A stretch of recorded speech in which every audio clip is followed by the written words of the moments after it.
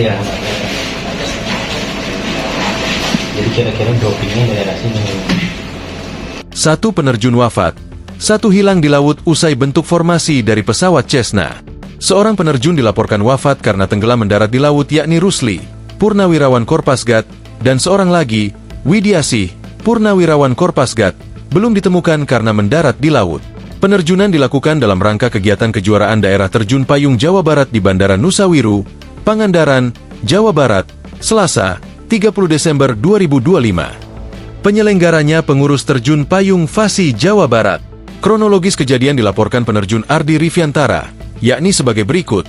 5 penerjun melakukan penerjunan 4 wave formation skydiving dari ketinggian 9.000 feet terdiri dari Rusli, Widiasih, Kudlori, Karni dan Mustafa. Kesemuanya Purnawirawan Kopasgat dengan pesawat Cessna 185 Genesa Dirgantara. Pada saat waktunya persiapan exit, tim menunda proses exit karena kendala di kamera dari kameramen yang belum menyala, menghabiskan waktu sekitar 40-60 detik. Setelah kamera sudah on, tim melanjutkan proses exit, yaitu berpegangan di pintu pesawat, dengan membutuhkan waktu 40 detik karena pesawat kecil. Tim exit di atas laut dengan jarak dari DZ sekitar 3,4 km dan jarak dari pesisir daratan terdekat 2 km. Tim melakukan formasi terjun dengan cukup baik. Satu penerjun pemain melakukan break-off pada ketinggian sekitar 4.000-4.500 feet. Namun 3 penerjun pemain lain masih membentuk formasi. 3 pemain akhirnya break-off membuka parasut dan 1 cameraman juga membuka parasut. Kameramen terlihat pada video membuka parasut di sekitar 3.000 feet dan mengembang sempurna di 2.500 feet. 3 pemain terlihat membuka parasut di bawah kameramen dengan berbeda-beda ketinggian. Tidak diketahui ketinggian persisnya. Lalu dari 5 penerjun, 3 berhasil mendarat di pesisir pantai atas nama Mustafa, cameramen, Kudlori, dan Karni. 1 penerjun, yakni Rusli, ditemukan tim SAR laut dalam kondisi sudah tidak bernyawa di lautan.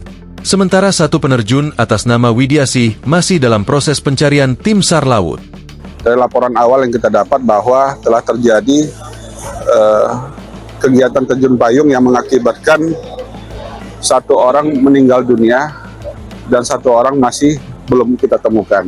Untuk sementara kami masih berproses untuk melakukan pencarian korban yang 1, akan dibantu oleh dari rekan-rekan Basarnas, kemudian dari Direktorat Polair maupun dari Polres dan seluruh instansi terkait. Kita akan melaksanakan pencarian yang ada. Untuk kondisi sekarang memang kondisi gelombang cukup tinggi dan angin cukup kuat, jadi sementara kita akan melakukan penyisiran di seputaran pantai di wilayah Cijulang. Terima kasih.